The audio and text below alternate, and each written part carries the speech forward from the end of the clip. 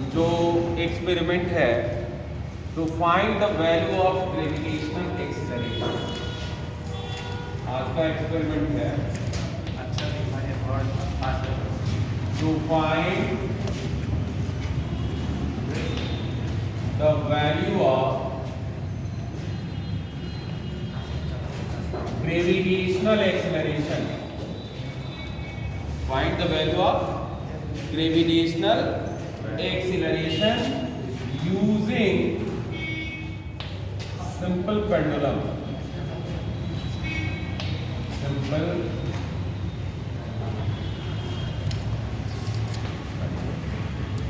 Simple pendulum use करके हम लोग ग्रेविटेशनल एक्सीलरेशन फाइंड करें। अब इसमें ऑपरेटर्स यूज्ड क्या है, क्या क्या इंस्ट्रूमेंट्स हम यूज करेंगे? तो सिंपल पेंडुलम आप ले लोगे, उसमें थ्रेड होगी, मेटेलिक बॉब होगा, स्टॉप क्लॉक होगी, ये सब चीजें, मीटर स्केल होगा। तो ये ऑपरेटर्स यूज्ड हो गए। Now come to formula used. कौन सा फार्मूला यूज करेंगे हम? आप डायग्राम भी लेफ्ट साइड में बना लोगे। ये कोई रिजिड सपोर्ट है, इससे हम थ्रेड को अटैच करते हुए ये सिंपल पेंडुलम, ये मेटेलिक बॉब, इसकी जो हुक है यहां पे हमने इसको लगाया।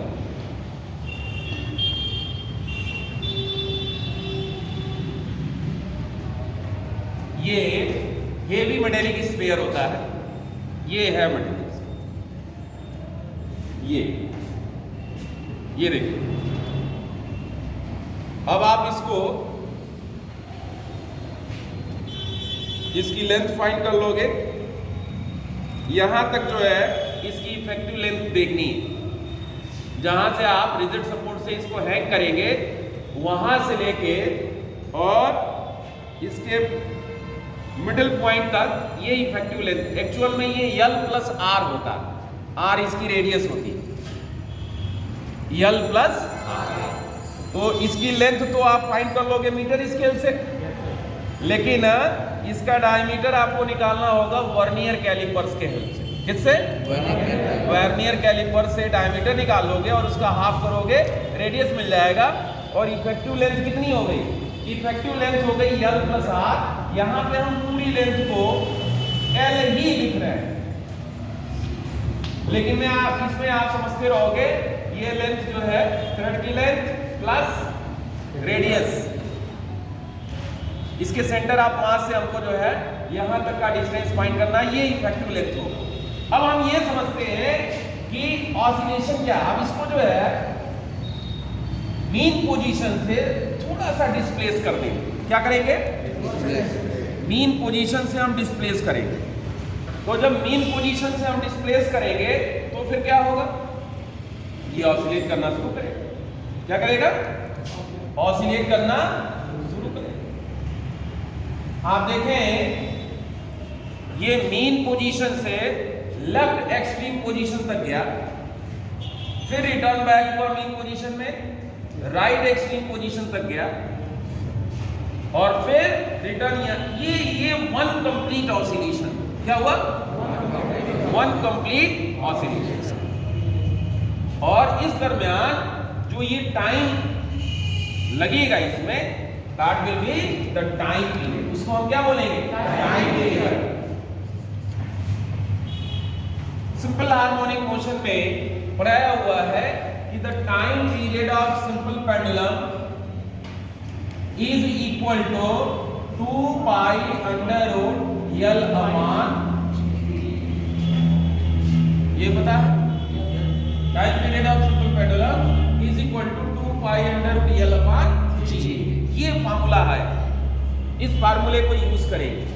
इसमें L आपको पता है इफेक्टिव लेंथ है, G ग्रेविटेशनल एक्सीलरेशन है, D तो टाइम पीरियड हमने बताया। अब दोनों साइड का स्क्वायर करेंगे, क्योंकि हमको फाइंड क्या करना है? We have to find the value of G, we have to find gravitational acceleration. क्या आप जानते हो ग्रेविटेशनल एक्सीलरेशन क्या होता है? किसी को पता है?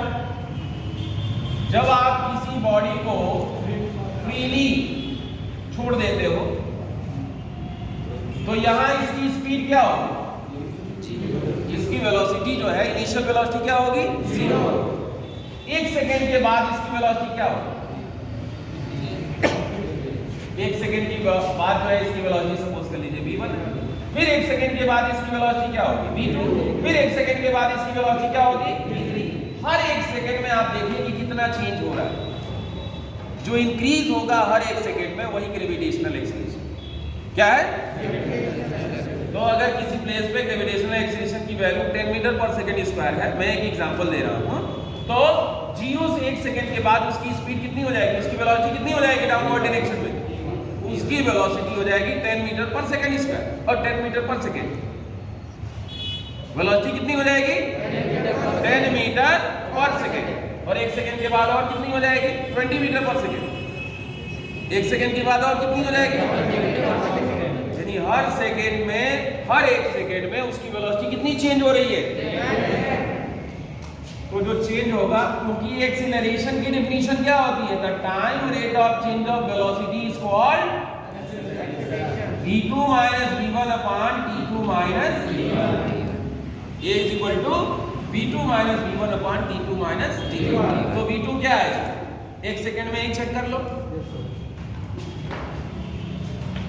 ये मान लो कि 1 सेकेंड पे इसकी वेलोसिटी जो है 10 है और 2 सेकेंड पे इसकी वेलोसिटी 20 है, तो 20 minus 10 upon 2 second minus 1 second, that will give you what, 10 metre per second square.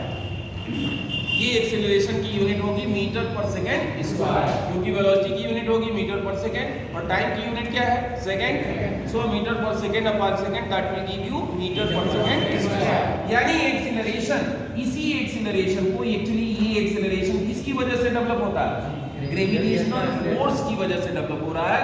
That's why this acceleration is called gravitational acceleration. ये ग्रेविटेशनल फील्ड में डेवलप हो रहा है, that's why this acceleration is called gravitational acceleration. आया समझ में?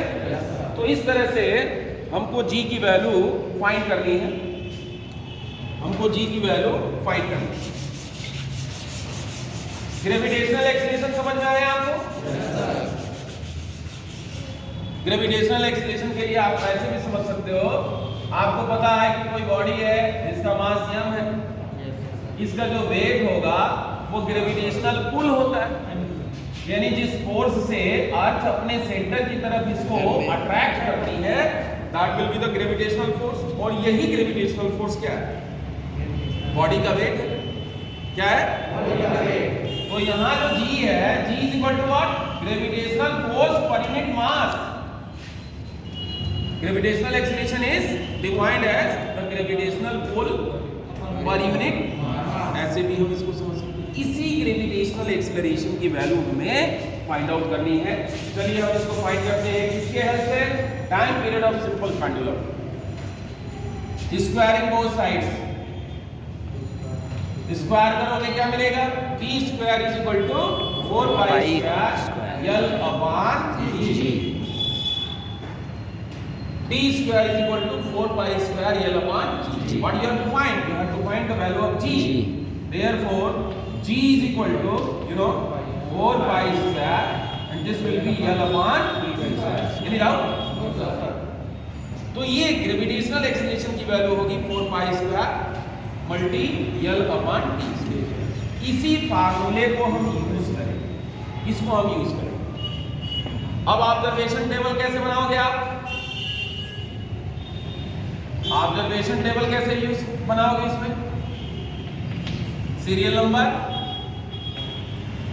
Effective length ले लीजिए, इफेक्टिव लेंथ, उसमें l प्लस r ये जो है इन्वॉल्व, इफेक्टिव लेंथ हम l लिख रहे हैं। यहां लिखो टाइम ऑफ 20 ऑसिलेशन,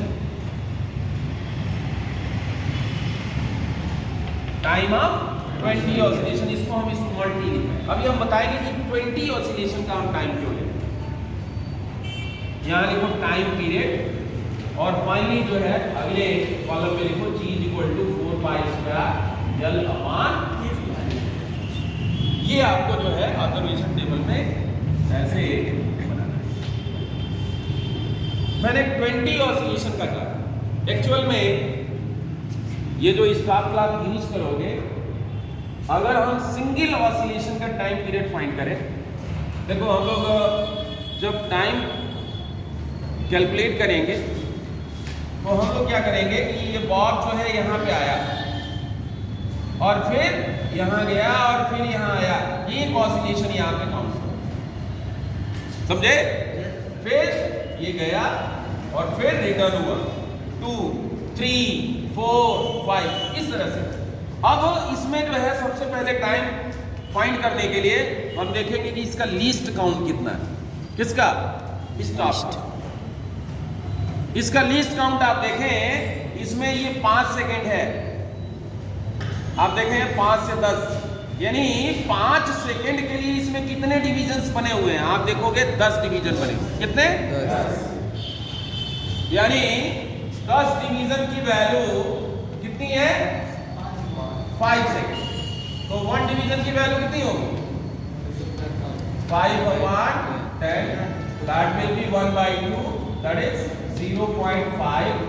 ये इसका लीस्ट काउंट क्या है? यानी इसके हेल्प से हम एक्यूरेटली जो मिनिमम टाइम इंटरवल फाइंड कर सकते हैं, वो कितना फाइंड कर सकते हैं? 0.5 सेकेंड। 0.5 सेकेंड हम टाइम फाइंड कर सकते हैं। तो ये इसका लीस्ट काउंट। अब सवाल ये है कि क्या हम एक ही ऑसिलेशन के लिए टाइम पता करें? कर सकते हैं, लेकिन उसमें एरर क्या होगा? ध्यान। अगर हम अपने ऑब्जर्वेशन को थोड़ा बड़ा कर लें, 20 ऑसिलेशन, 25 ऑसिलेशन, 30 ऑसिलेशन का टाइम निकालें, तो उसमें हमारी गलती क्या होगी? हमारी जो एक्सपेरिमेंटल एरर होगी वो कम हो जाएगी। इसलिए हमने जो है इसको लंबा कर लिया 20 ऑसिलेशन। और यहाँ क्या करेंगे? 20 ऑसिलेशन का टाइम स्मॉल t है, इसको 20 से डिवाइड कर दीजिए तो एक ऑसिलेशन का समय मिल जाएगा। क्या मिल जाएगा? 1 ऑसिलेशन का टाइम मिलेगा। अब यहाँ क्या करिए आप? सीरियल नंबर 1, लेंथ सपोज कर लो कि जो है आपने लिया हुआ 95 सेंटीमीटर, ठीक? 95 सेंटीमीटर लिया हुआ है, इसका टाइम फाइंड कर लीजिए, इसमें 20 से डिवाइड कर लीजिए और इसके नीचे लिख लीजिएगा कैलकुलेशन। यानी फर्स्ट ऑब्जर्वेशन से क्या मिला आपको? लेंथ 95 सेंटीमीटर, टाइम कुछ आएगा, फिर जी की वैल्यू हम पहले ऑब्जर्वेशन से पॉइंट कर लेंगे। इसी तरह से दूसरा ऑब्जर्वेशन, तीसरा ऑब्जर्वेशन लेकर के और फिर फाइनली जो है हम इसकी मीन वैल्यू फाइंड आउट कर लेंगे। तो इस तरह से एक्सपेरिमेंट करना है। थैंक्स। क्लोज कर लिए।